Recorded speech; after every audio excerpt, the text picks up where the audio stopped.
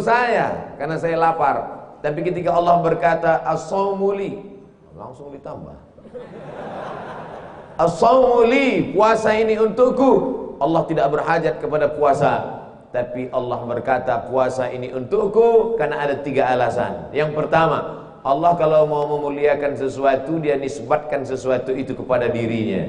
Contoh hamba sahaya, miskin, susah, melarat, tidak punya apa-apa, bahkan dirinya pun tidak punya, dia punya tuannya. Tapi ketika hamba itu dinisbatkan kepada Allah, maka dia menjadi mulia. Hamba Allah, Abdullah. Rumah biasa saja, tapi ketika rumah itu dinisbatkan kepada Allah, maka siapa yang menodai rumah itu halal darahnya. Bait, rumah dinisbatkan kepada Allah, Baitullah, maka rumah itu menjadi mulia. Kita sekarang sedang berada di Baitullah, masjid, rumah Allah. Maka ketika dinisbatkan puasa untukku, Allah ingin memuliakan ibadah puasa.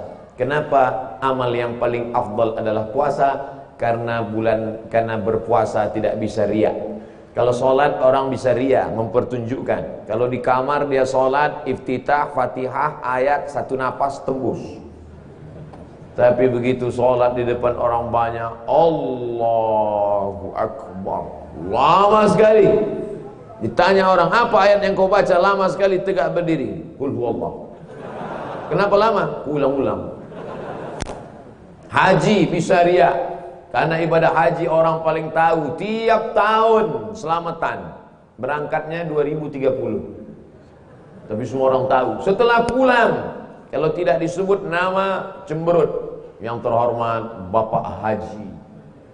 Undangan mesti dibuat pakai spidol, Haji. 3 kali, hahaha. Yang ujung dalam kurung ONA plus. Begitulah haji diketahui orang. Tapi puasa yang tahu hanya dia dengan Allah subhanahu wa ta'ala. Itulah mengapa ibadah yang paling afdal adalah puasa. Yang ketiga, puasa paling minim tingkat kemampuan manusia melakukannya. Kalau sholat banyak orang sanggup, kalau zakat orang-orang kaya bisa. Tapi puasa yang tulus ikhlas karena Allah, banyak orang puasa tahan makan, tahan minum. Tapi kalau sudah cerita tahan lidah, tahan pikiran, tahan hati. Makanya kata Nabi, rubba sha'imin, berapa banyak orang yang mampu menahan makan dan minum, laisa lahu min siyamihi, tak dapat apa-apa illal ju', hanya lapar saja. Kenapa Ustaz tiba-tiba ingat puasa? Karena ini bulan yang disebut Nabi berurutan. Allahumma barik lana fi Rajab wa Sya'ban wa ballighna Ramadan. Berikan kami berkah di bulan Rajab dan di bulan Sya'ban, maka sampaikan kami ke bulan Ramadan. Dan hari ini kita sudah sampai pada tanggal Jumat 11, Kamis 10, Jumat 11, Kamis 10, Rabu 9. Berarti hari ini 9.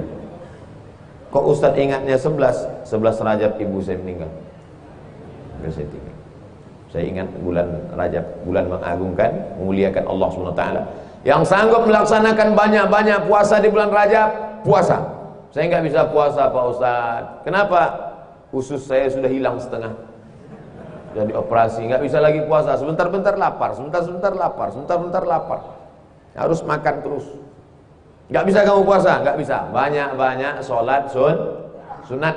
Sholat qabliyah subuh, sholat isyraq, sholat duha, sholat awabin, sholat qabliyah, sholat ba'diyah, sholat tahiyatul masjid, sholat sunat hajat, sholat sunat wudhu, sholat sunat tasbih. Saya nggak bisa sholat sunat Pak Ustadz. Banyak berdiri, lutut sakit. Ini yang sebelah yang asli tulang, yang ini udah besi Pak Ustaz. Nggak bisa banyak sholat sunat, nggak bisa baca Quran, hatamkan Al-Quran. Habis sholat zuhur 2 lembar, habis asar 2 lembar, habis maghrib 2 lembar, habis isya 2 lembar, habis subuh 2 lembar, 10 lembar. 1 hari 1 juz, sebulan hatam 30 juz. Baca Quran pun nggak bisa juga Pak Ustaz. Setiap buka Quran lihat huruf titiknya udah titik bawah udah 3 nampak. Puasa nggak bisa. Puasa, sholat sunat enggak bisa juga. Baca Quran enggak sanggup juga. Kalau gitu pejamkan mata, duduk berzikir. Afdalul zikri la ilaha illallah, la ilaha illallah. Zikir pun nggak bisa juga Pak Ustaz, mati aja lah. Ada lagi guna hidup lama-lama di dunia ini. Ngabiskan oksigen aja, buat semak Bandung aja. Saudara yang dimuliakan Allah Subhanahu wa taala, jangan sampai hari-hari di bulan Rajab ini kosong, hampa, tak bermakna. Masya Allah, ternyata ibu-ibu ramai di luar. Saya tahu dari layar monitor. Gimana cara menyapa ibu-ibu ini? Kemana kameranya? Sana. Masya Allah. Ibu-ibu, kumaha tuh, damang. Udah sampai itu aja. Ibu yang dimuliakan Allah Subhanahu wa taala, Ustaz Somad mesti tahu judul tausiahnya apa. Karena tidak boleh ceramah keluar dari yang sudah ditetapkan panitia. Indahnya kebersamaan dalam perspektif Islam. Lihatlah 3 orang yang beda. Yang satu menutup kepala dengan sorban, yang satu pakai peci, yang satu tidak tutup sama sekali. Tapi mereka tidak pernah saling menyalahkan.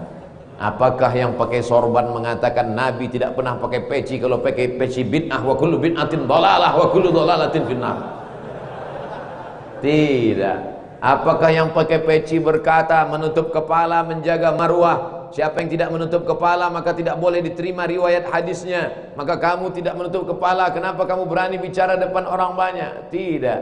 Karena masalah menutup kepala adalah sunnat, tidak sampai wajib. Yang satu pakai jas, pakai dasi, yang satu pakai jubah. Apakah yang pakai jubah berkata jubah inilah yang sunnah karena jubah dipakai Nabi SAW? Adapun dasi pakaian orang kafir, maka man tasabbaha biqaumin fahuwa minhum. Siapa yang pakai pakaian orang kafir masuk neraka jahanam? Tidak. Karena yang tidak boleh itu kalau terkait dengan ritual ibadah. Kalau tidak terkait dengan ibadah, wala ana abidum ma'abattum wala antum abiduna ma'abud lakum dinukum waliyadin. Tapi ketika tiba-tiba datang salah satu dari mereka pakai celana pendek, itu maka ditutup di bawah. Ini memang gambarnya begini. Jangan sampai nanti diplesetkan yang tidak kelihatan kakinya itu kan hantu.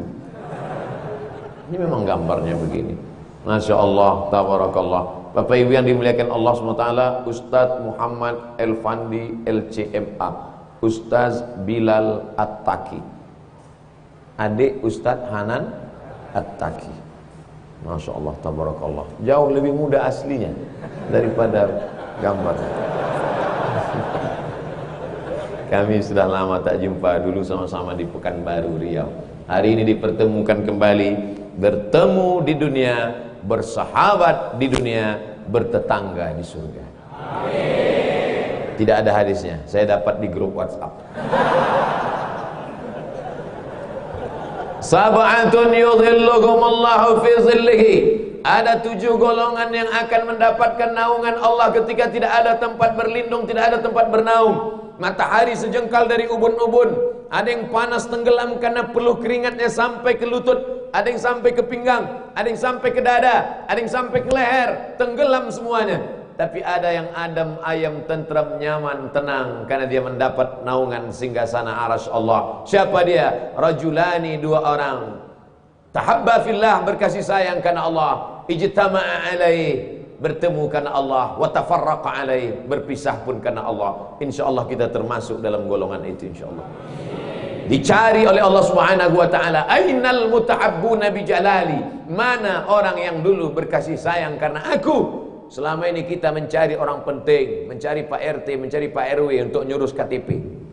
Tapi sampai masanya nanti kita dicari Allah Subhanahu wa taala. Ainal muta'abbuna bi jalali, mana orang yang dulu berkasih sayang karena aku mau beli naungan kepada mereka. Tiba-tiba datang 2 orang, ya Allah, aku dulu berkasih sayang karena engkau. Kata Allah, bohong, kau berkasih sayang karena proyek. Aku berkasih sayang karena engkau. Bohong, kau berkasih sayang karena ada kepentingan materi. Tapi siang ini kita tidak ada kepentingan. Kita datang kemari semua berkata bismillahi tawakkaltu 'ala Allah, la haula wala quwata illa billah. Kita bisa bersahabat, berteman baik kalau tidak ada kepentingan. Tapi kalau sudah ada kepentingan, itulah yang merusak. Kenapa masjid ini bisa tegak berdiri? Karena semuanya membangun masjid. Innama ya'muru masajidallah. Yang mampu memakmurkan membangun masjid, pertama, man amana billah, beriman kepada Allah. Tidak ada dia tulis ini lantainya punya saya, ini dindingnya punya saya, ini atapnya wakaf saya, ini Pak Ustadz 100 semen untuk saya, tolong ditulis nama saya besar-besar di situ. Tak ada. Semuanya berbuat lillah. Ustadz Somad ngomong lillah, tapi nama Ustadz yang ditulis paling besar, paling tinggi. Bukan salah saya, salah yang buat baleho. Acara ini bisa terselenggara karena ada orang yang menjalin ukhuwah persaudaraan. 3-day production, Yayasan Hamijaya Khidmatu Ummah, La Tansa bahasa kampungnya don't forget, Touring Sebar Quran, Be Hope, Sedekah Rombongan, Alif Movement. Kenapa dia pilih alif? Banyaklah pokoknya, tak bisa disebutkan satu persatu. Maka ini pesan Allah Ta'ala dalam Quran, wa ta'awanu 'alal birri wat taqwa wa la ta'awanu 'alal itsmi wal 'udwan. Tolong menolong dalam kebaikan dan ketakwaan, jangan tolong menolong dalam perbuatan dosa dan permusuhan. Ada 5 hal yang ingin saya sampaikan. Yang pertama, kalau kita mau bisa bekerja sama, pertama, jangan ada sifat angkuh dan sombong. Manusia dengan jin tidak bisa bekerja sama ya gara-gara itu. Apa kata iblis? Khalaqtani min nar, aku dari api, wa khalaqtahu min tin, dia dari tanah. Ana khairum minhu, aku lebih baik daripada dia. Makanya kalau ada orang berkata aku lebih baik daripada kamu, nah, itu dari geng sana berarti. Kita semuanya sama. Ustaz Abdul Somad itu ngomong aja jangan aku, jangan sombong. Dia sendiri sombong. Tempat duduknya paling tinggi. Saya disediakan panitia. Anda disuruh duduk di bawah, saya mau. Abdul Somad itu kalau ceramah duduk di atas. Sekali-sekali turunlah ke bawah. Karena kalau terlalu lama duduk di atas ini, lama-lama bisa jadi Fir'aun. Tangan dicium orang bolak-balik, dimuliakan, diagungkan orang. Oleh sebab itu turunlah ke bawah, pergilah ke hutan. Saya kalau ceramah di Bandung, tadi pagi siang, ini siang menjelang petang, jamaah menyerbu. Ustaz. Dibuka pintu, rupanya salah mereka. Maka pergilah ke hutan Abdul Somad. Maka dalam 6 bulan sekali saya masuk ke hutan. Di hutan itu gak ada yang kenal. Saya jalan, mereka cuek aja. Saya ngangkat tangan kayak gini. Gak ada orang kenal. Biar tahu kita siapa diri kita. Halaka mur'un lam ya'rif qadrahu. Orang celaka adalah orang yang tidak tahu siapa dirinya. Kenali dirimu dari mana kau datang, kau sedang di mana, dan kau akan kembali. Apa yang akan kau bawa menghadap Allah Subhanahu wa taala? Apa kata Sayyidina Ali? Manusia itu awaluhu nutfah, akhiruhu jifah. Manusia itu apa yang disombongkan? Awaluhu nutfah, akhiruhu jifah. Maaf, beribu maaf. Awaluhu nutfah, awalnya sperma, akhiruhu jifah, akhirnya bangkai. Dari sperma menjadi bangkai. Yang terbuat dari besi, angkat tangan. Berarti Robocop sama Transformer.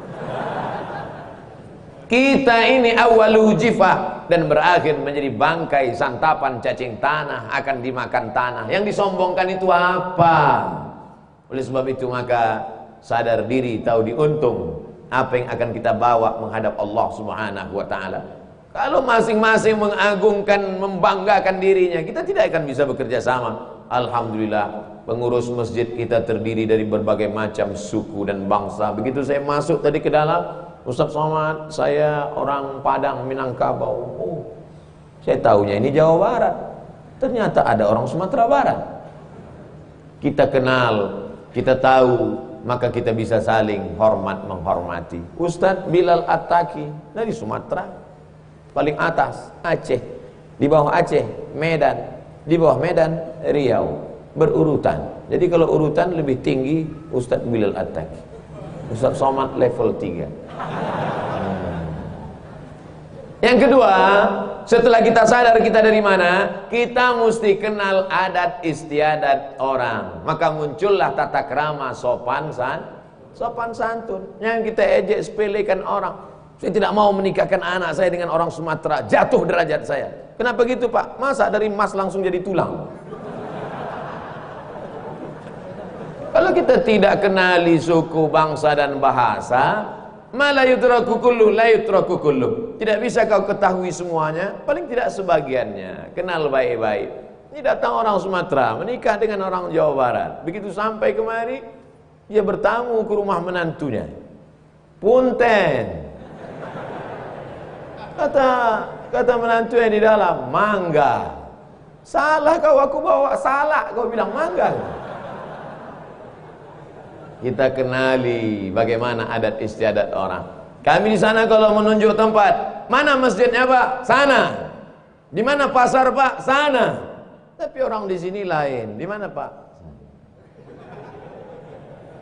Itu mesti kita pelajari dengan baik. Kalau tidak, kita akan dikatakan orang tidak beradab, tak tahu sopan santun, tata krama, budi bahasa. Ini pun sebenarnya ceramah saya di Jawa Barat, di masyarakat Sunda dengan suara menggelegar ini termasuk tidak hormat. Karena ustadz-ustadz yang dari bumi Pasundan itu lembut-lembut suara. Lihat, jamaah, apa kabar? Ini tidak. Kenapa saya buat suara kuat ini? Karena memang ini jam-jam genting. Habis makan siang, anginnya spoi-spoi. Kalau sampai saya cerita, mari kita jaga persaudaraan. Tapi saya yakin jamaah tidak tersinggung mendengar saya bicara kuat, karena memang sudah kenal. Mereka sudah, Ustaz Somad, udah kenal. Itu kan Ustaz radikal. Banyak orang salah sangka, yang nggak kenal dia sangka suara menggelegar. Itu suaranya aja kuat, hatinya lembut. Saudaraku yang dimuliakan Allah Subhanahu wa taala, ja'alnakum syu'uban wa qabaila. Kami jadikan kamu bersuku-suku, berbangsa-bangsa. Untuk apa? Lita'arafu, saling kenal mengenal. Saya ceramah dari mulai Aceh, ketemu dengan orang Batak, orang Mandailing, orang Karo, masuk ke orang Melayu, pergi ke Minangkabau, ke Melayu Palembang, Jambi, Kepulauan Riau, pergi ke Malaysia, lalu kemudian sampai ke Banjarmasin, jumpa orang Banjar, ketemu sahabat-sahabat orang Bugis Makassar, sampai ke Sorong di Papua. Saya cuma mau cerita, saya udah keliling. Untuk apa? Kenalan. Ternyata kita terdiri dari berbagai macam suku dan bangsa. Bahasanya macam-macam. Afrika itu tanahnya satu, tapi negaranya atas bagian Afrika, sebelah kanan Mesir, Libya, Tunisia, Aljazair, Maroko, Mauritania. Di atas itu putih semua, di bawah itu agak coklat, makin ke bawah makin hitam. Afrika buminya satu, negaranya 50. Sedangkan kita 17.000 pulau, dari yang besar sampai yang kecil, ada yang berpenghuni, ada yang tidak. Ada pulau itu musim surut dia naik, musim tenggelam dia hilang. Tapi justru bisa negaranya satu, negara kesatuan Republik Indonesia Bhinneka Tunggal Ika. Oleh sebab itu, kalau ada orang mau mengajarkan kita tentang persatuan dan kesatuan, kalian yang perlu belajar kepada kami tentang menjaga persatuan dan kesatuan. Makanya virus corona nggak berani masuk kemari. Ngeri deh. Di tempat lain sudah banyak. Insya Allah dengan doa-doa mustajab, dengan istighfar berjamaah, dengan kunut nazilah, negeri ini tetap dijaga menjadi baldatun thayyibatun wa rabbun. Kalau lagi masih ada merasa diri lebih hebat, lebih angkuh, aku sombong, luar biasa. Saya alhamdulillah kemana-mana pergi ketemu jamaah yang rendah hati, begitu jumpa langsung salaman, assalamualaikum, waalaikumsalam, assalamualaikum, salam.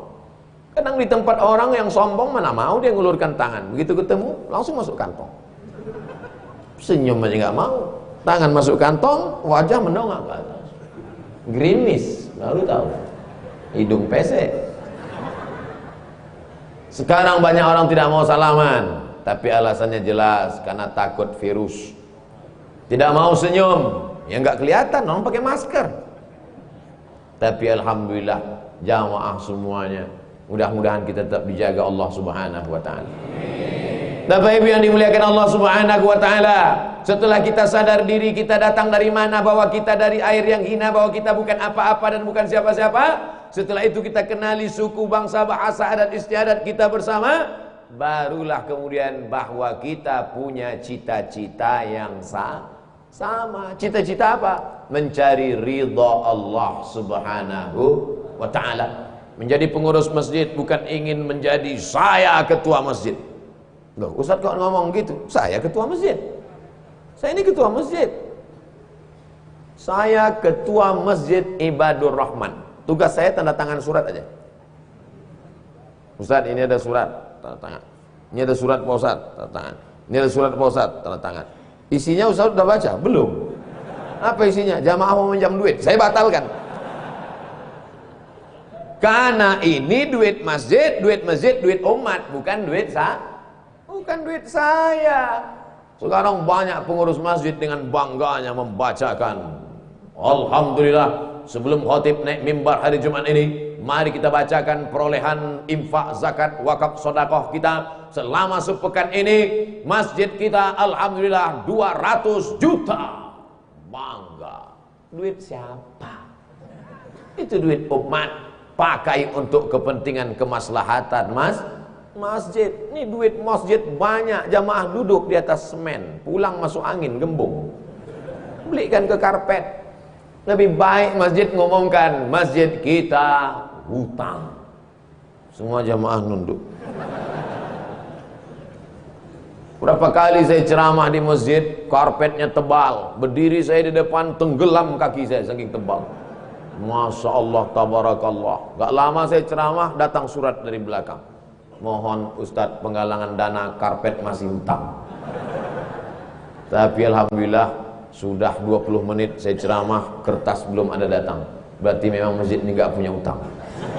Saudara yang dimuliakan Allah Subhanahu wa taala, kalau kita bisa bekerja sama, tidak ada sikut menyikut, barulah kita bisa mencapai tujuan bersama. Bersama-sama bekerja mencari ridha Allah. Ilahi anta maksudi, yang kami maksud hanya engkau. Wa ridhaka matlubi, ridhamu yang kami cari, bukan puja-pujian manusia, bukan hanya untuk membanggakan diri, tapi karena ingin menjadi pelayan agama Allah. In tansurullah, kalau kau tolong agama Allah, yansurkum, Allah akan menolong kamu pada saat tak ada yang bisa menolong. Yauma yafirrul mar'u min akhi, hari itu orang akan lari dari saudaranya, wa sahibatihi wa ummihi wa abi, lari dari ibunya, lari dari ayahnya, wa sahibatihi, lari dari istrinya, lari dari suaminya, wa bani, lari dari anak-anaknya. Likulli imri'in minhum yawma idzin sya'nun yughni, karena semua orang sibuk mengurus urusan masing-masing.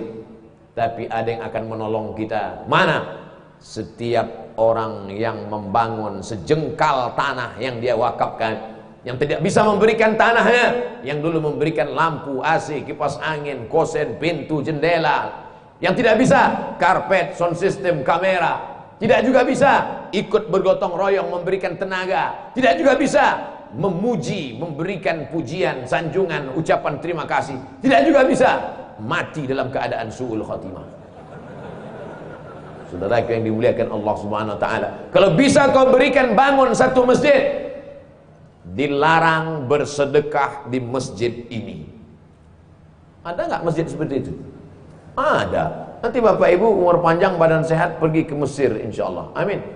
Ada masjid berkubah warna hijau, namanya Masjid Nuri Khattab. Tertulis di situ, tidak menerima sedekah. Karena dia mau masuk surga sendirian.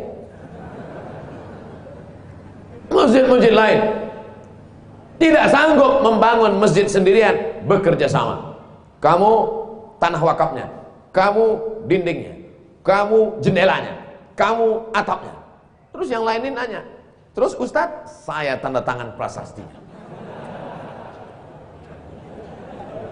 Saudara yang dimuliakan Allah Subhanahu wa taala, andai kau tidak bisa memberikan sesuatu, tabassumika fi wajhi akhika shadaqah, senyummu ke wajah saudaramu sedekah. Ngasih tanah nggak bisa, ngasih dinding nggak bisa, ngasih atap nggak bisa, ngasih lampu nggak bisa, datang senyum, wajah cerah, sedekah.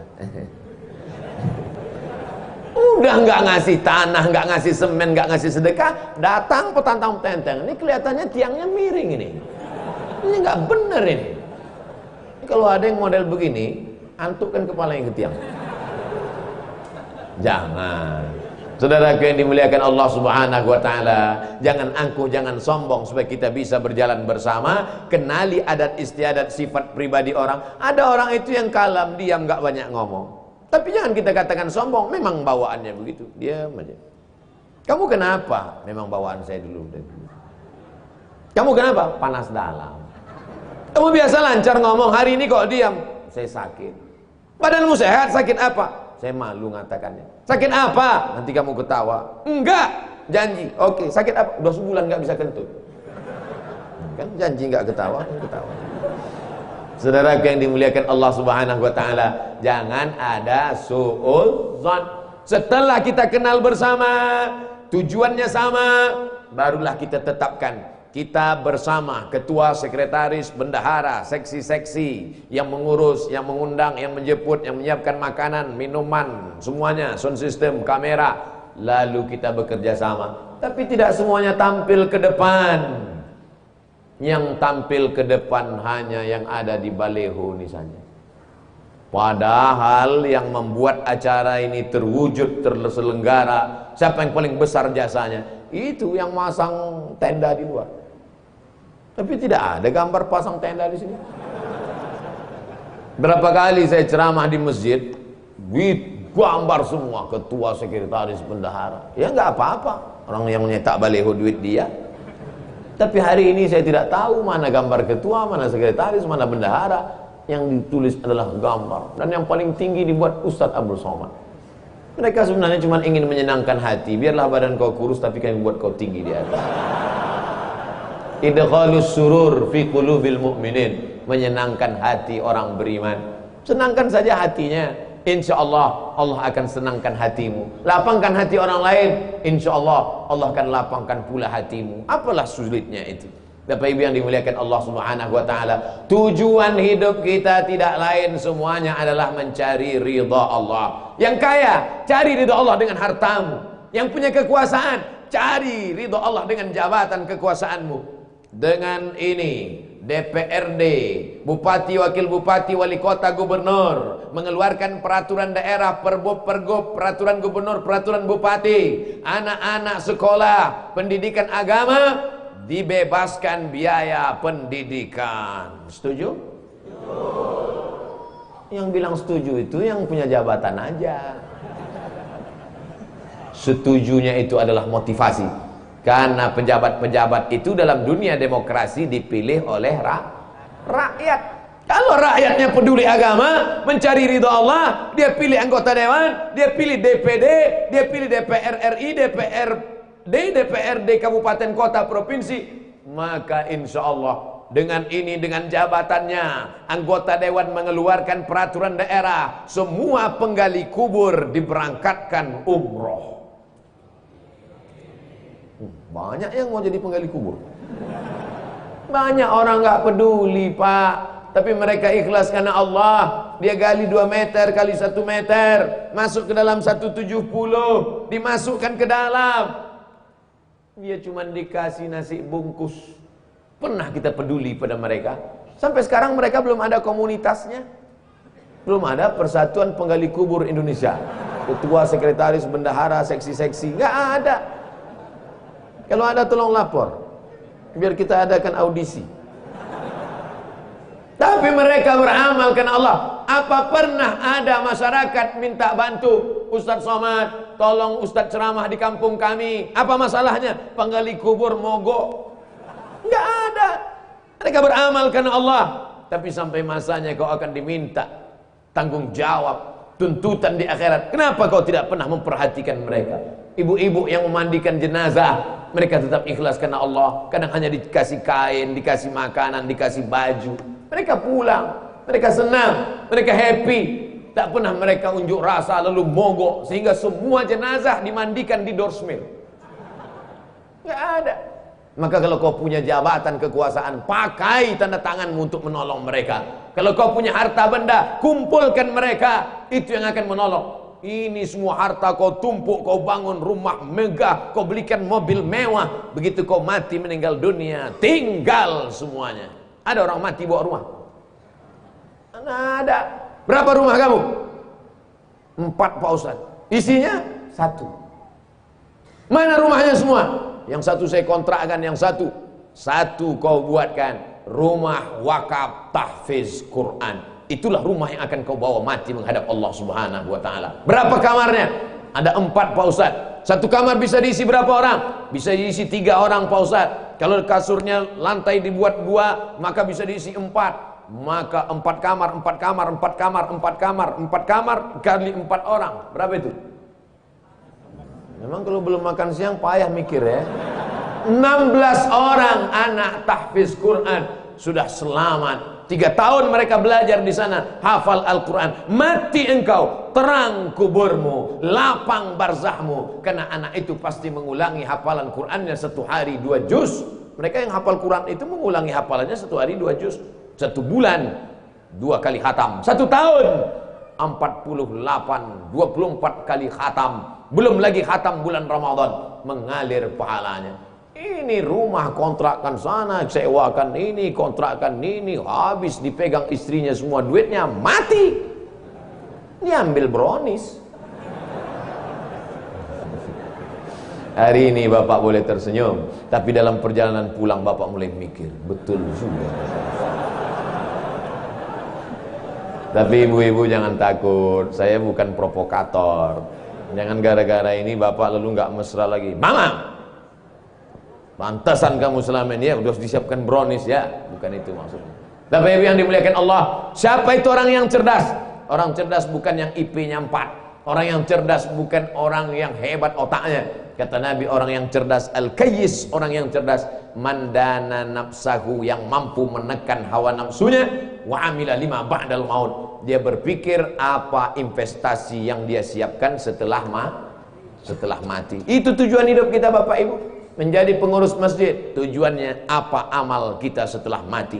Menjadi orang tua, tujuannya apa amal kita setelah mati.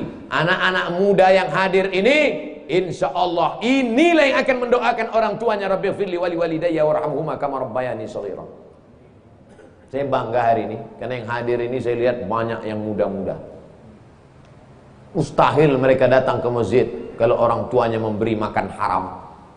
Uang sekolahnya haram, sarapannya haram, breakfastnya haram, lunchnya haram, dinnernya haram.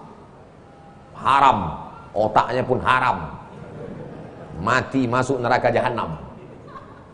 Tapi begitu dikasih makanan halal, dia pulang kuliah bawa sepeda motor naik angkot, dia lihat ada baleho, hadiri tablik akbar pengajian Ustadz Abdul Somad di Masjid Multazam. Dia pun segera datang. Kata orang multazam itu pendek Pak Ustadz, lebarnya cuma 2 meter. Inilah multazam yang paling besar.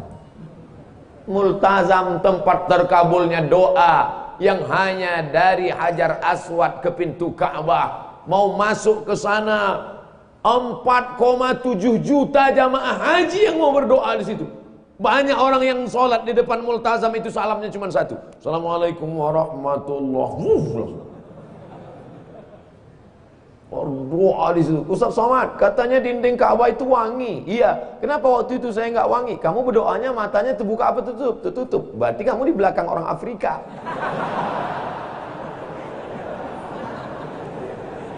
Saudara yang dimuliakan Allah Subhanahu wa taala, multazam artinya mesti. Kenapa disebut multazam itu mesti? Karena siapa yang berdoa di situ mesti doanya dikabulkan Allah Subhanahu wa taala. Mudah-mudahan kita sampai berdoa di multazam insyaallah. Enggak perlu diaminkan lagi, sudah di multazam. Nah, multazam itu kan hanya di samping Ka'bah di kota Makkah, betul. Tapi kenapa ini dikatakan multazam? Aqrabu ma yakunul abdu min rabbih wa huwa sajid. Orang yang paling dekat dengan Allah bukan hanya ketika dia di multazam di Makkah. Kalaulah orang dekat dengan Allah hanya ketika di Makkah, betapa tidak adilnya Allah. Bagaimana dengan orang miskin yang tidak punya uang untuk berangkat ke tanah suci Makkah? Begitulah adilnya Allah. Tidak punya uang, dia tetap bisa sampai. Bagaimana caranya? Aqrabu ma yakunul abdu min rabbih wa huwa sajid. orang paling dekat dengan Allah ketika dia bersujud. Maka datang ke masjid, bersimpuh sujud di hadapan Allah. Di sujud terakhir itulah kau mintakan doa sepanjang-panjangnya kepada Allah. Tapi jangan pakai bahasa yang bukan Arab. Kalau pakai bahasa Arab boleh dilafazkan. Tapi kalau pakai bahasa Sunda, bahasa Jawa, bahasa Minang, bahasa Bugis, bahasa Makassar, maka kau katakan saja dalam mulut, dalam hati, jangan diucapkan di mulut. Berapa lama? Nabi pernah sujud sepanjang ayatnya. Bayangkan itu lamanya. Tapi ketika sholat sendiri, jangan waktu jadi imam. Waktu jadi imam, begitu bangun, pingsan semua makmum di belakang. Saudaraku yang dimuliakan Allah Subhanahu wa Ta'ala, apapun jabatanmu, apapun kekuasaanmu, apapun profesimu, dari pedagang sampai diplomat, dari orang kaya sampai rakyat jelata, dari penguasa sampai yang miskin papa, tujuanmu adalah mencari ridha Allah. Makanya doa kita, Allahumma inna nas'aluka ridhaka. Kami ingin ridhamu wal jannah, baru surgamu. Kenapa tidak surga duluan? Karena orang yang mendapat ridha Allah pasti dapat surga. Orang yang dapat surga belum tentu dapat ridha. Nanti ketika bapak ibu semuanya masuk surga, amin. Semua bapak ibu masuk surga, amin. Setelah semuanya masuk ke dalam surga, dapat jannatin tajri min tahtihal anhar, air sungai yang mengalir. Lalu Allah bertanya, madza turidun? Hai penghuni surga, kamu mau apa lagi? Penghuni surga menjawab, ridhaka. Ada satu yang kami belum dapat ya Allah. Taman-taman surga sudah, bidadari sudah, makanan sudah, minuman sudah, tempat yang indah sudah. Ada satu yang kami belum dapat ya Allah. Apa itu? Ridhaka, ridhamu. Dan orang yang mendapat ridha Allah hanya orang yang ridha menerima keputusan Allah Subhanahu wa Ta'ala. Apakah bapak ibu ridha menerima keputusan Allah? Insya Allah. Wala taqulanna li syai'in inni fa'ilun dzalika ghadan. Jangan katakan aku akan melakukan ini besok, illa ayyasha Allah, kecuali atas kehendak Allah Subhanahu wa Ta'ala. Memangnya kalau kita tidak ikut kuasa Allah, kemauan Allah, mau ikut siapa lagi? Sedangkan denyut jantung kita saja kuasa Allah, nafas berhembus satu ke atas satu ke bawah kuasa Allah, kedipan mata, bisikan telinga, lintasan pikiran, bisikan hati punya Allah. Kalau Allah mau, tak perlu dia kirimkan kita wabah penyakit.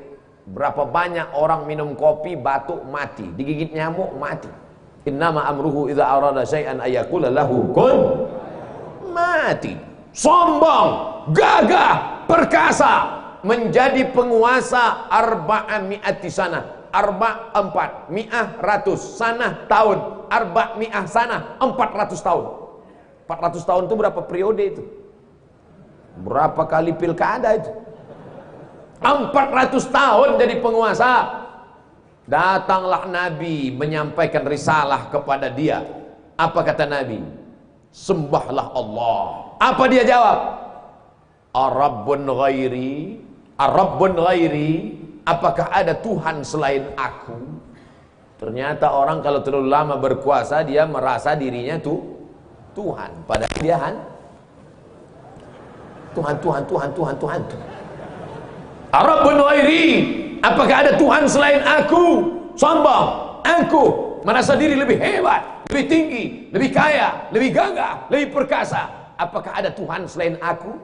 Tapi Allah menghukumnya dengan cara yang simple dan sederhana.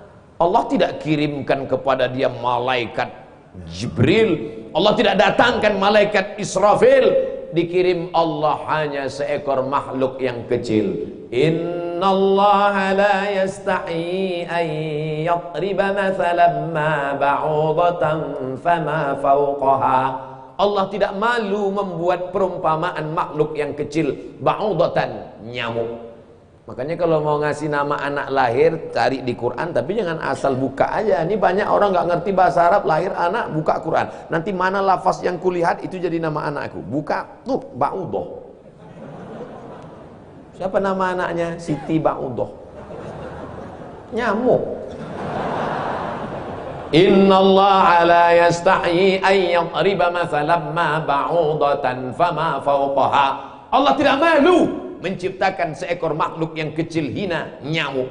Banyak orang berkata, untuk apa Allah ciptakan nyamuk? Dia lupa berapa banyak konglomerat di negeri ini hidup gara-garanya nyamuk, obat nyamuk. Dan berapa banyak pula orang yang mati gara-gara nyamuk, demam berdarah, disebarkan oleh Dracula. Bukan, tapi disebarkan olehnya nyamuk. Langkah preventif, bersihkan pot-pot bunga Anda karena ada jentik-jentik di dalamnya. Saya isi iklan juga, ingat iklan-iklan lama. Saudara yang dimuliakan Allah Subhanahu wa taala, tiba-tiba Allah kirimkan seekor nyamuk, masuk nyamuk itu ke dalam hidungnya, lalu masuk ke dalam saluran pangkal hidungnya, menggigit otaknya di dalam. Ketika nyamuk itu menggigit otaknya, dia mulai memukul-mukul kepalanya. Nah, kan nanti kalau ada kelihatan jamaah yang mulai mukul-mukul kepala, itu mulai masuk nyamuk ke dalam. Lalu tetap juga masih menyerang, menggigit otaknya, diantukkan ke dinding, sampai akhirnya dia ambil palu besar, dia pukulkan kepalanya, mati. Ternyata penguasa yang berkuasa 400 tahun itu matinya hanya digigitnya. Coba kalau beritanya mati disambar geledek, keren kan? Keren. Si anu mati kenapa? Sambar petir, guys. Keren. Ini si anu mati namanya Namruz. Yang berkuasa 400 tahun, yang mengaku diri Tuhan, yang mati digigit nyamuk, itu namanya Namruz. Ada orang Jawa Barat namanya Namruz? Enggak ada.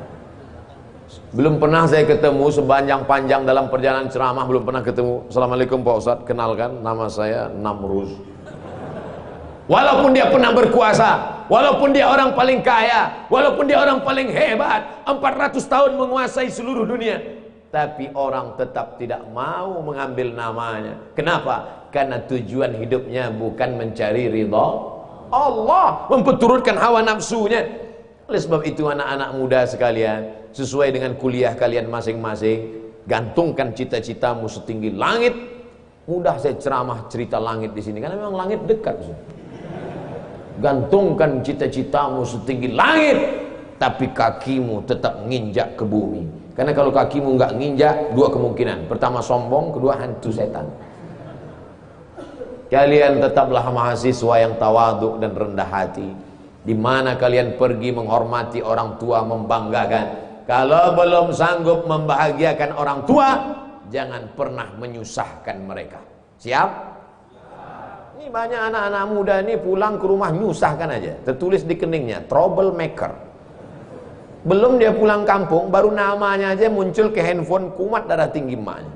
Langsung lihat namanya, ini pasti masalah ini anak. Na'udzubillah. Saya kemarin baca berita seorang anak minta siapkan tas sama emaknya. Mak, siapkan tas, saya mau pergi keluar kota. Tiba-tiba emaknya sambil masak sebentar, nak, lambat. Akhirnya dipukulnya kepala emaknya. Saya membaca itu, hampir saya banting HP saya.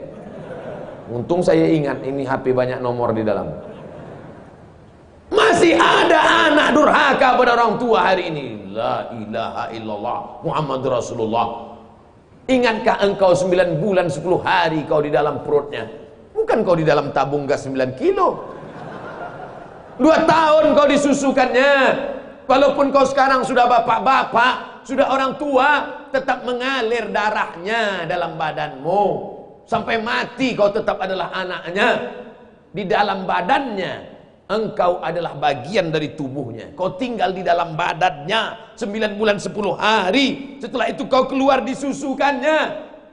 Kalau mau dia dimasukkan yang kau kresek, dibuangnya ke parit. Sudah lama kau jadi sampah, dimakan anjing kurap. Tapi dia masih sayang, dia masih cinta. Karena kasih sayang ditanamkan Allah ke dalam hatinya. Kenapa tiba-tiba tak ada rasa kasih sayang dalam hatimu?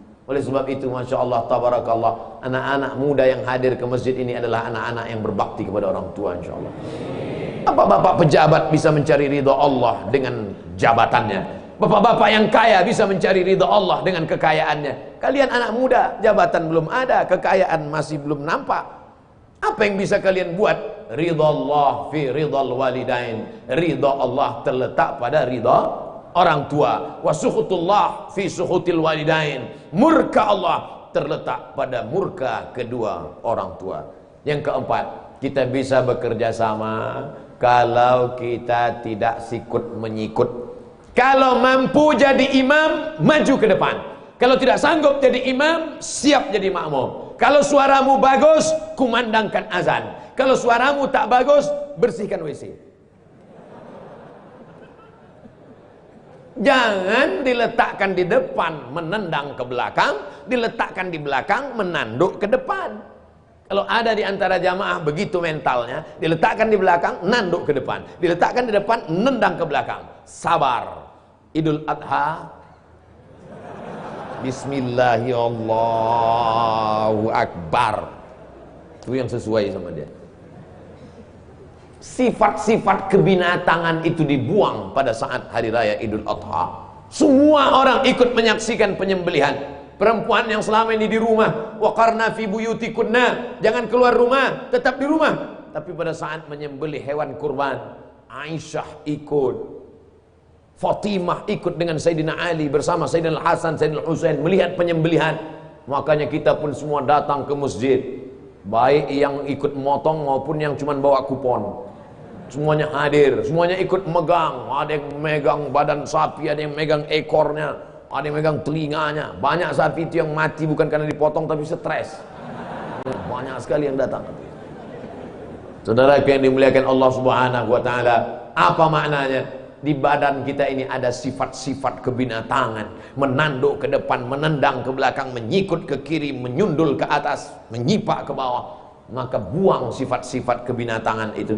Kita makan kambing, makan sapi, sifat sapi mungkin menurun ke kita. 9 sapi di sebelah, 1 sapi dipotong. Ketika sapi yang dipotong ini meregang nyawa, keluar darahnya, mengerang, minta tolong. 9 sapi yang ada di sebelah cuek sambil makan rumput. Mau mati-matilah, bukan urusanku. Sifat itu sekarang ada pada diri umat Islam. Mati saudaranya di Uighur, bukan urusan saya. Meninggal syahid saudaranya di India, bukan urusan saya. Saya kan orang Sumatera, saya kan orang Jawa, saya kan orang Sunda, itu orang India. Kami berbeda bangsa, betul. Tapi kita sama-sama la ilaha illallah Muhammadur Rasulullah. Lalu maksud Ustaz apa? Apakah kami perlu meledakkan kedutaan India? Bukan. Kan itu maksud saya. Tapi kita berusaha menyadarkan umat. Kalau sampai kita tidak peduli kepada keadaan umat, man lam yahtam bi amril muslimin, siapa yang tak peduli kepada keadaan umat Islam, falaysa minhum, maka dia bukan golongan umat Islam. Lalu kalau bukan golongan umat Islam, kita golongan siapa? Kita insya Allah tetap menjadi umat Muhammad sallallahu alaihi wasallam. Oleh sebab itu, kalau tidak sanggup memberikan uang, man jahaza ghazian faqad ghaza, bantu, belikan obatnya, kirim kepada relawan-relawan. Tidak sanggup, paling tidak ad-du'a silahul mu'min, doa senjatanya orang beriman. Saya di setiap khutbah Jumat tak pernah lupa saya sampaikan itu di khutbah yang kedua. Allahumma ansuril Islam wal muslimina fi Falastin. Allahumma ansuril Islam wal mujahidin al mustad'afina fi Uighur, fi Rohingya, fil Hind. Fil Hind artinya di India. Tapi saya berdoa berapi-api, jamaah duduk berair-air. Malah selesai dari masjid ngomong bisik ke temannya, ini nampaknya tadi Jumat kita nggak sah. Kenapa? Nggak ada khutbahnya. La ilaha illallah. Khutbah ada, ente-nya melayang. Saudara yang dimuliakan Allah Subhanahu wa taala, kalau hanya 2 rakaat salat, maka 2 rakaat qabliyah ba'diyah cukup. Kalau hanya 2 rakaat salat, maka 2 rakaat setelah wudhu cukup. Salat Jumat bukan sekedar 2 rakaatnya, tapi salat Jumat adalah mendengar khutbah. Saya kalau khutbah itu nggak lebih dari 20 menit. 15 menit khutbah pertama, duduk sejenak, 5 menit khutbah kedua. Kenapa Ustaz khutbah nggak pernah lama-lama? Karena saya merasakan penderitaan salat Jumat yang luar biasa. Makanya jangan selamanya berceramah, jangan selamanya khutbah, sekali-kali juga jadi jamaah. Ustaz, hari ini khutbah di mana? Hari ini saya tidak khutbah, saya mau dengar khutbah Jumat. Ternyata mendengar khutbah itu berat. Maka jangan heran kalau saya jadi khotib itu saya pandang mata, saya tanya, di mana jamaah yang paling berat itu? Saudara kita di Palestina, di pantai di India. Mereka yang dimuliakan Allah Subhanahu wa taala. Ada orang ketika diajak ke masjid, siap kakinya melangkah. Diajak mendengarkan ceramah, siap telinganya mendengar. Diajak iktikaf malam, siap matanya tidak tidur. Diajak membaca Quran, siap lidahnya baca Quran. Tapi ketika diuji dompetnya, disitulah kumat penyakit aslinya. Pelit, bakhil, medit, kedekut. Ustaz, kok tiba-tiba cerita itu? Tuh, kantong sudah mulai berjalan. Ada yang pura-pura nggak ngelihat, pura-pura fokus. Saudara yang dimuliakan Allah Subhanahu wa taala, kalau di kantongmu ada 1 juta, kau masukkan ke dalam kantong itu 100.000. Di dompetmu ada 1 juta, kau masukkan dalam kantong itu 100.000. Kau pulang ke rumah, lalu kemudian malaikat maut datang dan kau mati malam ini. Kira-kira yang kau bawa mati yang 100.000 atau yang 900? Saya ulang sekali lagi. Kalau di kantongmu ada dompet isinya 1 juta, yang 100.000 kau masukkan ke kantong berwarna hijau daun itu, lalu kemudian kau pulang membawa 900.000 di dompetmu. Takdir berkata kau mesti mati malam ini selesai maghrib. Apakah yang kau bawa menghadap Allah, yang 100.000 apa yang 900? Maka masukkanlah bersama dompet-dompetnya ke dalam. Sudah aku sampaikan ya Allah, bahwa mereka tidak percaya. Tengoklah malam nanti. Bapak Ibu yang dimuliakan Allah Subhanahu wa taala, apakah Allah itu tidak mampu? Wa huwal ghaniyul hamid. Allah Maha Kaya lagi Maha terpuji. Apakah Allah itu tidak kuasa? Wa huwal azizul hakim. Dia Maha kuasa lagi Maha bijaksana. Kalau Dia Maha kaya, mengapa kita mesti minta sedekah? Intan surullah, kau tolong agama Allah. Oh, kalau begitu Allah perlu ditolong. Allah tidak perlu kau tolong. Kau sedang menolong dirimu sendiri. Karena ketika kau bersedekah, itu bukan untuk Allah, tapi bersedekah untuk persiapan diri.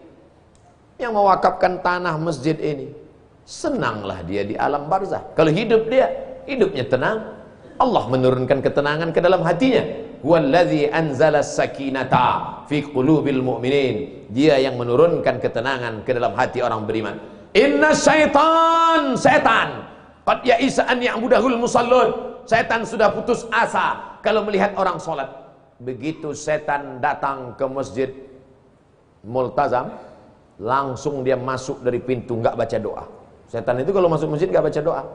Makanya kalau ada bapak ibu tadi yang nggak baca doa, enggak, bukan setan, setengah setan. Kita langkahkan kaki kanan. Allahumma inni as'aluk, Allahumma ftahli abwaaba rahmatik. Saya di mana-mana masjid masuk dengan tegak gagah berdiri. Tapi di masjid Multazam saya mesti menunduk. Pintunya nggak sampai semeter.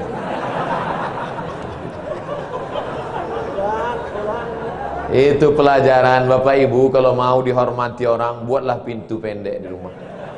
Siapapun yang datang bertamu ke rumah Bapak Ibu, pasti dia akan menunduk. Saudaraku yang dimuliakan Allah Subhanahu wa taala, apa maknanya? Setan kalau sudah melihat orang sholat, setan putus asa. Aku tidak bisa menggoda mereka lagi untuk menyembah Lata, Uzza, Manat, Hubal, Jibti, Taghut, Naham. Walakin fit tahrish. Tapi setan menggoda dari pintu yang lain. Dia goda lewat pintu permusuhan.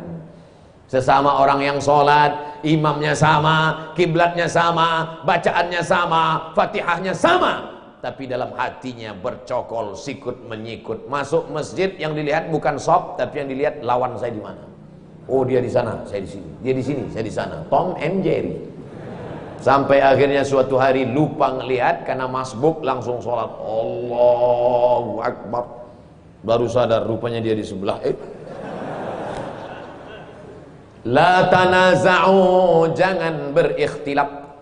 Fatabshalu, kamu akan gagal. Wa tadhhaba rihukum, dan kamu kehilangan semangat. Kamu kelahi sama dia gara-gara apa? Sepele, hanya gara-gara bismillah. Yang satu bismillahnya jahat, Bismillahirrahmanirrahim. Yang satu Alhamdulillahirabbil alamin. Pas rapat nyindir. Ustaz Somad boleh nanya? Boleh. Apa hukumnya kalau imam kita nggak pandai baca basmalah? La ilaha illallah Muhammadur Rasulullah. Ini masalah khilafiyah, remeh-temeh, sepele. Kalau masjid kita dari awal dulu memang bismillahnya jahar, ya teruskan jahar. Kalau memang dari awal pembangunannya masjid itu baca bismillahnya sir, teruskan sir. Kalau memang masjid itu dari awalnya baca kunut, teruskan kunut. Kalau memang tidak berkunut, tidak usah pakai kunut. Yang pakai kunut mazhab Syafi'i dengan mazhab Maliki. Yang nggak pakai kunut mazhab Hanafi dengan mazhab Hambali. Saudi Arabia Makkah Al-Mukarramah sejak 1924 rezim King Abdul Aziz pakai mazhab Hambali, maka nggak pakai kunut. Idza qanata, kalau imammu berkunut, maka berkunutlah makmum. Angkat tangan, aminkan 5 kali.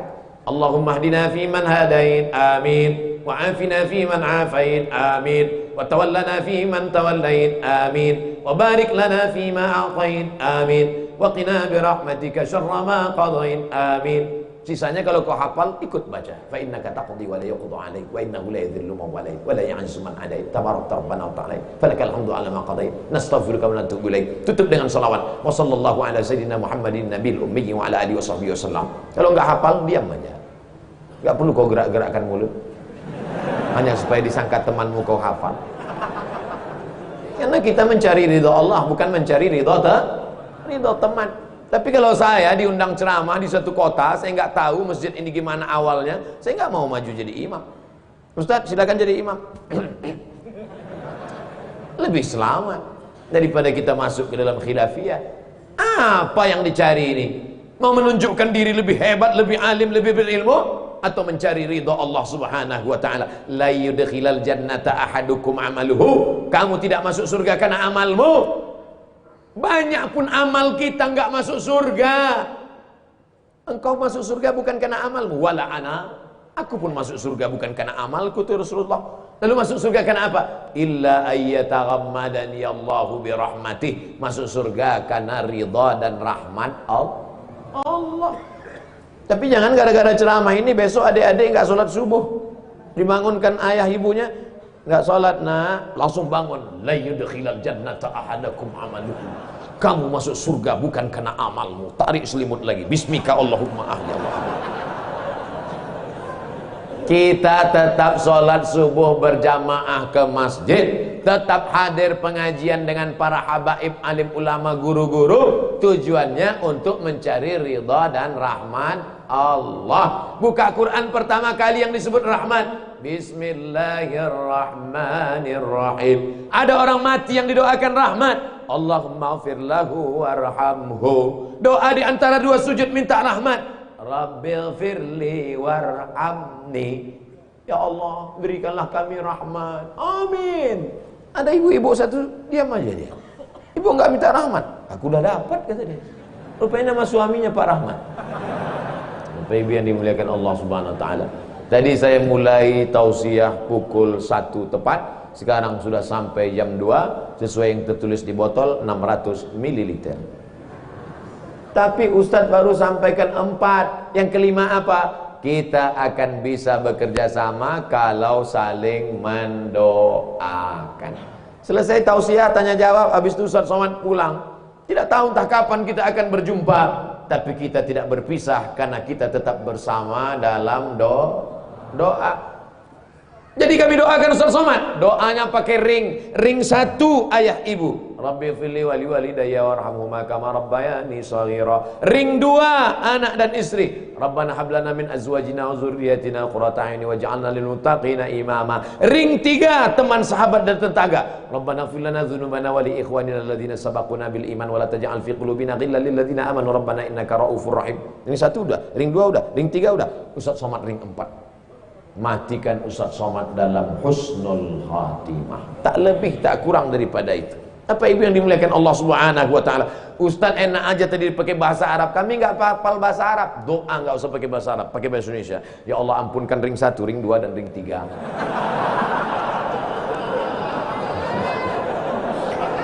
Ya mohonkanlah.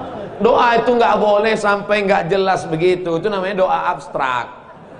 Tapi doa juga enggak terlalu detail. Ya Allah selamatkan blok C nomor 3, nomor 4, nomor 5 saja, nomor 6 jangan. Pak RT, Pak RW yang kemarin RW sana jangan. Boleh doa nggak boleh dikapling-kapling. Ini banyak anak-anak muda sekarang doa singkat. Doa saya Ustaz singkat padat. Ya Allah, rasanya tak perlu kusebutkan satu persatu. Karena ku yakin kau tahu yang ku mau. Apa ini doa? Tapi doa juga nggak terlalu detail. Ya Allah ini ada tanah yang mau dijual 25 meter kali 30. Sebelah kanan dengan Pak Wakil Bupati. Sebelah kiri dengan Pak RT, sebelah depan jalan, letak strategis, harga masih nego. Insya Allah kalau 5 ini kita jaga, maka kita insya Allah masih bisa bekerja sama di dunia, sampai di akhirat kita masuk ke dalam surga Jannatul Firdaus bersama Rasulullah sallallahu alaihi wasallam.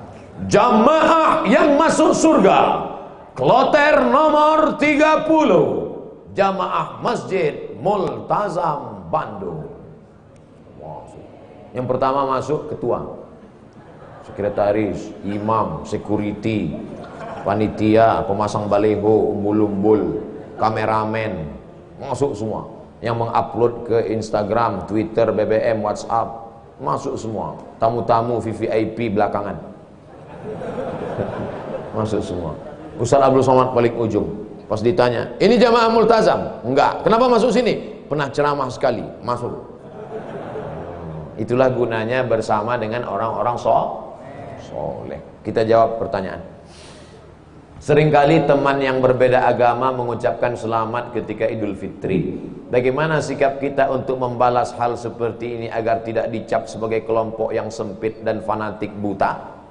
Sampaikan ke dia, brother, kau saudaraku satu bangsa dan setanah air.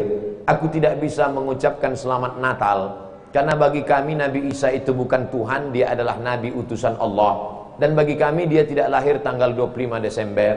Kuharap kau tidak tersinggung dengan ini. Kalaupun kau tersinggung, ya nggak apa-apa. Saya punya sahabat tidak Islam, tapi saya sampai hari ini masih teman baik. Dan dia tidak tersinggung karena dia tahu keyakinan saya. Itulah makna persahabatan. Persahabatan itu seperti kepompong, berawal dari ulat menjadi kupu-kupu. Persahabatan itu kan saling memahami, saling mengerti. Bukan kita mengorbankan akidah kita. Bukan berarti dia ucapkan Idul Fitri 1 Syawal, mohon maaf zahir dan batin, lalu kita balas dengan ucapan yang sama. Tapi di hari baik, di hari yang lain, saya tetap datang bersilaturahim. Saya tetap datang berkunjung ke rumahnya. Dia beri saya minuman kaleng. Dia tahu dalam akidah saya makan bekas makanan yang tidak halal tidak boleh. Dia kasih saya kue kotak, dia kasih saya minuman kaleng. Kami saling menjaga sampai hari ini. Bukan berarti saya tidak punya kawan beda agama. Semoga Ustadz selalu sehat, amin. Diberkahi, amin. Dirahmati, amin. Mohon motivasi, insya Allah.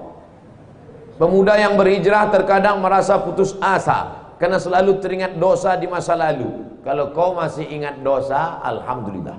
Yang khawatir justru kau nggak ingat dosa. Setelah hijrah kau merasa sudah menjadi penghuni surga, yang lain masuk neraka. Setelah hijrah, bapaknya masuk neraka, emaknya masuk neraka. Yang masuk surga cuma dia, istrinya sama gurunya. Di kaplingnya surga itu. Memang dia panitia akhirat.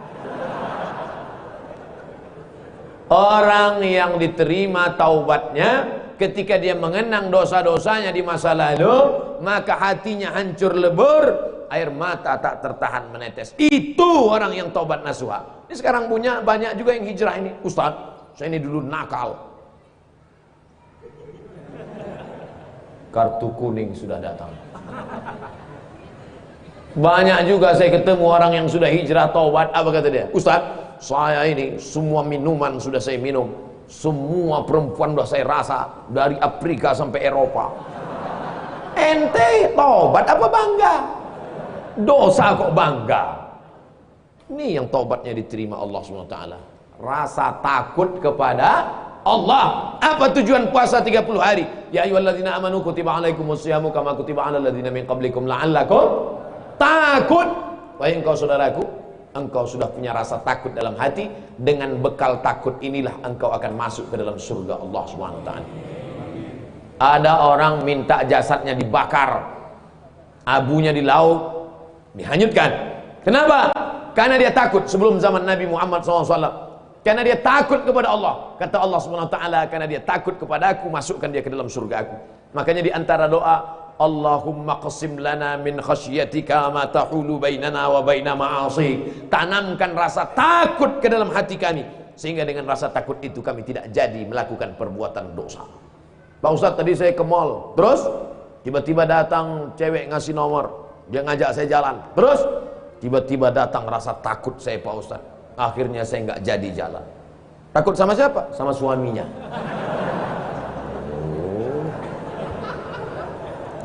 Untuk masyarakat Indonesia yang beragam, bagaimana model bertetangga yang diajarkan Islam dalam menghadapi perbedaan keyakinan dan latar belakang etnis? Saya nyewa rumah ngontrak di Mesir di lantai bawah. Di atas namanya Baba Yosef Hana. Baba Yosef Hana, agamanya Kristen Ortodok. Saya bertetangga 2 tahun, dari tahun 2000 sampai 2002. 2002 bulan November pulang. Suatu ketika kami datang mengadu ke Baba Yosef. Baba Yosef, kami tidak sanggup lagi bayar uang sewa rumah. Karena Baba Yosef mengatakan sewa rumah mesti saya naikkan. Karena saya kena kanker saratan. Saratan bahasa Arabnya, saya kena kanker nak. Maka sewa rumah mau kami naikkan. Kalau Baba Yosef menaikkan sewa rumah, apa boleh buat, kami pindah dari rumah ini Baba Yosef. Kenapa? Karena kami juga lebih dahsyat kanker kantong kering. Tahun 98, 99, 2000 krisis moneter. Apa kata Baba Yosef? Kalian jangan pindah, tetaplah di rumah ini. Setiap acara Pak Dubes datang, Baba Yosef kami undang makan bersama. Dan dia juga tetap baik dengan kami. Kami tahu kami berbeda, maka mengucapkan tidak assalamualaikum, tapi kalau ketemu sabahal khair, selamat pagi, sabahan nur, selamat siang, masa al khair, selamat petang, selamat malam. Kami saling menjaga. Apakah karena berbeda lalu kemudian kami berkumpul bersama? Ini tuan rumah beda agama, mari kita siapkan pisau dapur, kita bunuh dia malam-malam. Wala ana abidum ma'abattum wala antum abiduna ma'abud lakum dinukum waliyadin. Kami tetap bisa bekerja sama. Di Indonesia, tetangga dekat rumah saya non muslim, kami bertetangga, tidak pernah konflik sampai hari ini. Mereka saya khawatir yang ribut-ribut di internet ini yang nggak bertetangga malah ribut. Manusia gagal paham. Kalau ada orang gagal paham, kita kasih paham, insya Allah dia paham. Yang jadi masalah ini, ada orang-orang yang cari makannya dari gagal paham. Kalau nggak gagal paham, nggak makan. Bahaya ini manusia. Mesti dibina. Kalau tidak bisa dibina, dibinasakan. Ustadz, ibu saya meninggal seminggu yang lalu.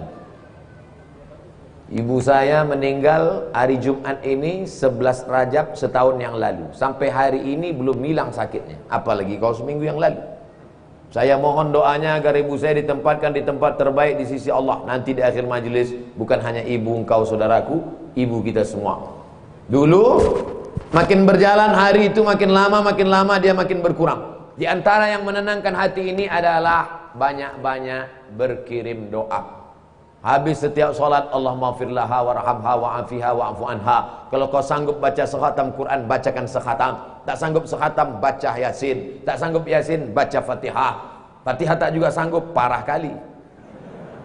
Habis itu pula kalau kau ada duit gaji sedekah, belikan beras 10 kilo, sarden, ikan, kumpul, masukkan ke kresek, serahkan ke anak yatim.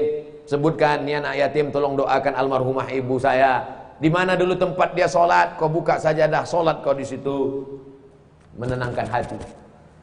Wasta'inu bis sabri wassalah. Mintalah tolong kepada Allah dengan sabar dan salat. Saya tahu, man lam yadhuq lam ya'rif man lam yadhuq. Orang yang tak meninggal ibunya tak dapat dia merasakan bagaimana sakitnya kehilangan. Oleh sebab itu maka yang masih ada ibunya pulang dari sini, kau belikan makanan kesukaannya, datang ke rumahnya, cium tangannya, suapkan makanan, peluk dia, cium keningnya, senangkan hatinya. Hanya itu yang dapat membuat kau bahagia. Kalau kau ingin rezekimu seperti rezeki raja-raja, perlakukan ayah ibumu seperti raja. Insya Allah semua kesulitan hidupmu akan diberikan Allah kelapangan, insya Allah. Amin ya rabbal alamin. Sebelumnya mohon maaf Ustaz, pertanyaan ini keluar dari materi hari ini. Belakangan ini saya lihat banyak perkumpulan orang-orang atau komunitas mengaku Islam modern atau Islam yang bersatu dengan budaya. Bagaimana cara kita memandangnya agar kita tidak disebut musyrik dan diterima di kalangan masyarakat sebagai pecinta budaya daerah? Ini pertanyaannya umum. Kalau mau nanya ke saya masalah hukum fikih, sebutkan secara spesifik satu contoh kasus. Karena kalau cerita masalah budaya, maka saya pencinta budaya. Peci ini agama atau budaya? Budaya. Mana ada hadis Nabi, sahabat, tabi'in, Imam Syafi'i pakai peci? Ini budaya. Saya pakai budaya ini sekarang. Maka kemana-mana saya mau menunjukkan budaya. Ketika di Maroko pun waktu sidang S3 saya pakai. Saya mau menunjukkan saya orang Indonesia. Saya pakai batik. Batik itu budaya? Budaya. Apakah salah saya pakai peci dan batik? Tidak. Ada juga orang mengatakan jangan pakai batik gambar burung, gak boleh dibawa sholat. Kenapa? Karena dalam burung itu ada tai. Gimana ceritanya? Saya yang bodoh apa dia yang pintar? Selama budaya itu tidak mengandung unsur kemusyrikan, merusak akidah, maka ada syarat dan ketentuan berlaku. Wala ana abidum ma'abattum wala antum abiduna ma'abud lakum dinukum waliyadin. Karpet ini agama atau budaya? Budaya. Karpet ini budaya. Masjid Nabawi yang asli nggak ada karpetnya. Ini berapa kali budaya? Ini lagi membuat bunga-bunganya. Ini budaya semua nih. Bunganya mati lagi. Oleh sebab itu maka bahkan masjid kita pun banyak budaya. Ini bangunan melengkung di tengah. Tiang melengkung di tengah disebut dengan kubah. Kubah itu budaya dari Bizantium, Romawi. Makanya bangunan-bangunan Romawi, coba tengok gereja-gereja ortodok di Moskow pakai kubah. Orang yang tidak ngerti dia tengok, loh kok ada masjid di Moskow? Padahal itu katedral. Bangunan itu adalah budaya Eropa, budaya Bizantium, budaya Romawi kuno. Diambil, maka tidak jadi masalah karena tidak terkait dengan akidah. Begitu juga dengan tiang menara masjid. Itu bukan agama, itu budaya. Karena dulu di Mesir ada namanya tiang tinggi tempat api di tepi laut, supaya para nelayan kalau tengah malam jangan sampai kapalnya nabrak ke pantai. Maka disebutlah tempat itu mercusuar, sehingga di tengah malam dia ngelihat. Waktu itu belum ada GPRS. Maka dia lihat, oh kita udah dekat di tepi pantai, maka layar mesti diarahkan ke melawan angin supaya kapal tidak laju, supaya tidak kencang. Lalu kemudian ketika orang Islam melihat ada menara tinggi, apinya dibuang, muazzinnya naik ke atas. Allahu Akbar, Allahu Akbar. Sekarang muazzinnya di bawah, mikrofonnya ke atas, sound systemnya di atas. Sekarang nggak ada lagi kabel, wireless. Ini semuanya budaya. Selama budaya itu tidak merusak akidah, maka boleh. Yang nggak boleh itu budaya celana pendek. Kenapa? Karena melanggar syariat Islam. Nampak pangkal paha dan lutut, tidak sah salat. Selama budaya tidak melanggar akidah, maka dia boleh dilaksanakan. Budaya itu apa Pak Ustaz? Hasil cipta karya karsa manusia yang tidak ada wahyu di dalamnya. Pak Ustaz, saya mau tanya, kenapa hati saya selalu gelisah padahal saya sudah perbanyak istighfar? Tolong masukannya. Semoga Pak Ustaz selalu dilindungi Allah Subhanahu wa taala. Di mana letak gelisah itu? Di dada sebelah kiri. Nama tempatnya jantung. Tapi ada yang bilang hati Pak Ustaz. Kombinasikan aja dua, jantung hati. Berdegup dan berdetak di sebelah kiri. Coba rasakan. Bagi yang tak merasakan, lapor ke panitia. Kain kapan sudah siap. Makanya kadang kita bangun tidur nggak ada angin, nggak ada hujan, risau, suntuk di dalam. Tapi begitu kita ambil wudhu, sholat, terasa dia seperti kopi yang habis diaduk, tiba-tiba bening. Ala bidzikrillahi tatmainnul qulub. Dengan banyak berzikir mengingat Allah maka hati akan menjadi tenang. Ya muqallibal qulub, wahai engkau yang membolak-balikkan hati, tsabbit qalbi, kokohkan hatiku, ala dinik wa ala ta'atik. Apakah materi bisa menenangkan hati? Tidak. Materi hanya bisa menenangkan materi. Materi lambung. Lambung hanya bisa ditenangkan dengan materi. Apa dia? Nasi uduk, ayam penyet, ayam pop, ayam mati. Tapi non materi hanya bisa ditenangkan dengan agama. Makanya orang-orang ateis yang tidak beragama hidupnya sempit. Kata Allah, ka'annama yas'adu fis sama, seperti terbang. Kita kalau naik pesawat terbang take off itu dada terasa sempit. Begitulah orang yang tidak berserah diri kepada Allah, sempit. Akhirnya mereka mencari ketenangan kemana? Sabu-sabu, pil anjing gila, sakau, penjara. Kalau ketangkap BNN mati. Angka bunuh diri terbesar di dunia bukan di Republik Indonesia, bukan di Asia, tapi justru di Eropa dan Amerika. Karena mereka meninggalkan agama. Stres, depresi, mobil mewah tapi nggak bisa tidur malam. Jam 2 malam stres, depresi. Makan obat tidur, tidur, bangun tidur, stres lagi. Bangun tidur, tidur, tidur, mati. Sementara kita tenang. Begitu datang ke masjid, duduk, ngelihat muka ustadz, tertidur. Panitia penutup, bangun. Fabi ayyi ala'i rabbikuma tukadziban.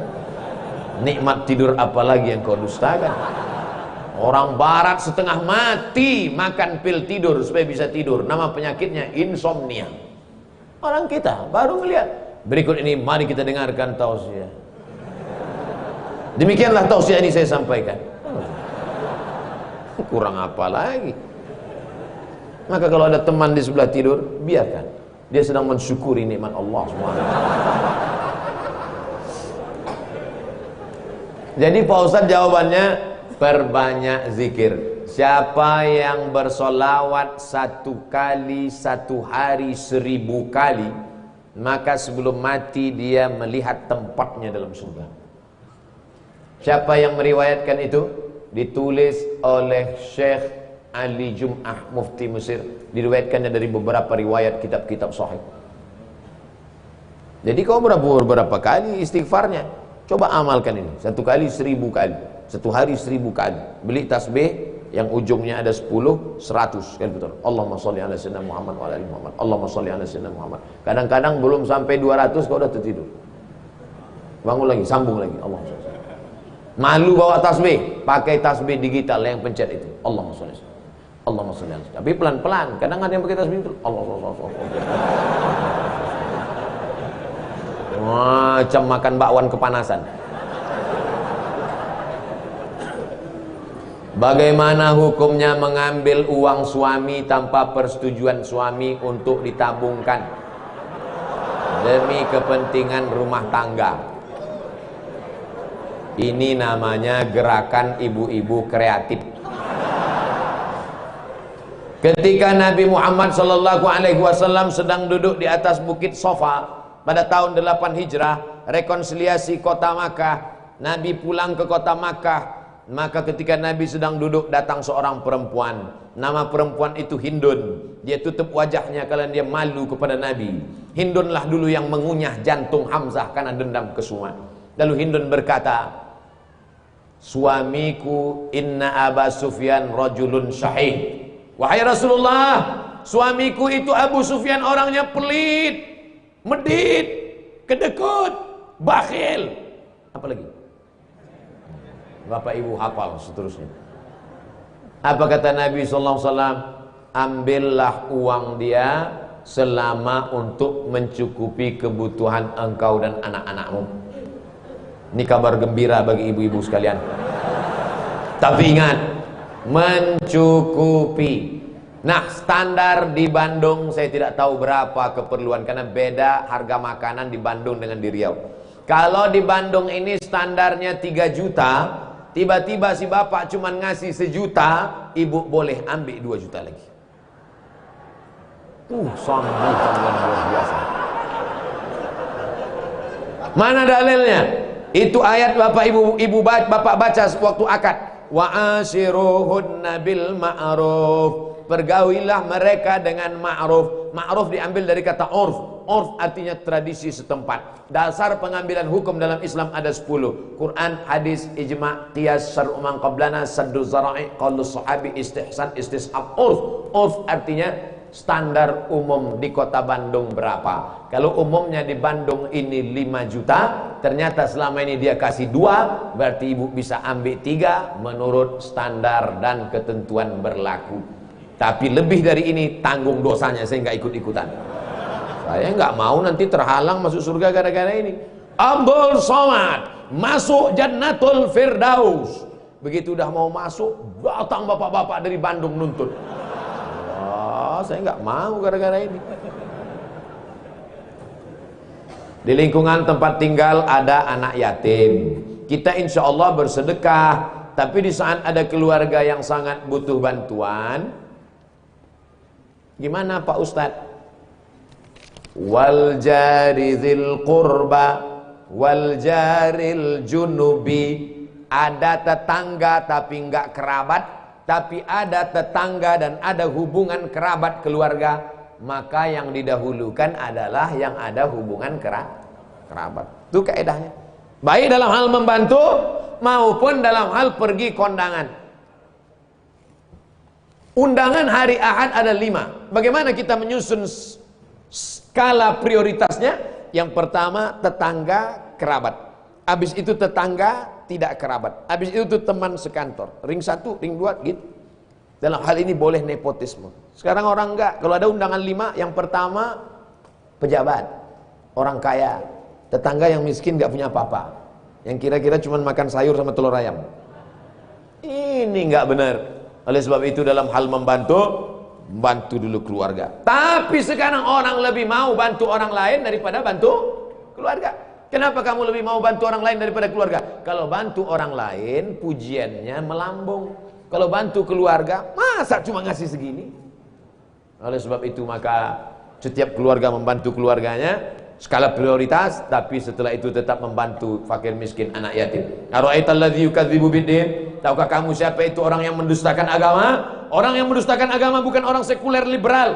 Orang mendustakan agama adalah fadzalikalladzii yad'ul yatim, menyia-nyiakan anak yatim, wala yahuddu ala ta'amil miskin, membiarkan fakir miskin. Wa fawailul lil musallin, lalai dalam salat.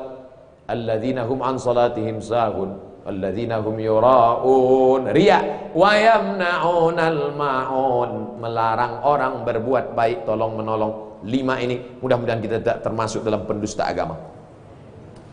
Ustaz, tolong doakan muslim saudara kita di India. Itulah senjata kita terakhir. Kalau ada lembaga-lembaga yang terpercaya memberikan dana, maka kirimkan dana untuk membantu rumah mereka yang terbakar, saudara mereka yang terkapar, rumah mereka yang hancur, sumur bor, sekolah anak-anak pengungsi. Dulu Suriah, Palestina, Bosnia Herzegovina, Uighur, Rohingya. Coba perhatikan. Palestina, Bosnia Herzegovina dibantai oleh Slobodan Milosevic, Ali Izzet Begovic, ambis presidennya, matang Uighur, datang Rohingya, sekarang India. Walaupun berbeda-beda tempat, tapi substansi maknanya sama. Mengapa mereka disiksa? Pertama, karena mereka lahir dalam keadaan la ilaha illallah Muhammadur Rasulullah. Yang kedua, karena mereka minoritas. Di mana-mana kalau kita minoritas, habis kita dibantai. Tapi kalau kita mayoritas, maka kita selalu menjaga kedamaian, keselamatan. Karena kita adalah agama Islam. Islam berasal dari kata salam. Salam artinya damai. Maka insya Allah kalau kita menjadi mayoritas, maka saudara-saudara kita yang minoritas akan terjaga dalam kedamaian insya Allah. Amin ya rabbal alamin. Ala hazihi niyah, untuk niat yang baik. Al-Fatihah. A'udzubillahi minasyaitonir rajim. Bismillahirrahmanirrahim. Alhamdulillahi rabbil alamin. Ar-Rahmanir Rahim, Maliki yaumiddin. Iyyaka na'budu wa iyyaka nasta'in. Ihdinas siratal mustaqim. Shiratal ladzina an'amta 'alaihim ghairil maghdubi 'alaihim waladdallin. Amin. Allahumma ansur ikhwanana al-mustad'afina fi Palestin. Tolong saudara kami sedang teraniaya di Palestina, di Rohingya, di Uighur, yang terakhir di India. Ya Allah, qawi imanahum, kuatkan iman mereka, sahih ajsadahum, sehatkan badan mereka, waj'alhum minal mujahidina fi sabilik, jadikan mereka orang-orang mujahid di jalanmu ya Allah, waj'alhum minas syuhada al-maqbulin, jadikan mereka orang-orang yang mati syahid diterima amalnya ya Allah.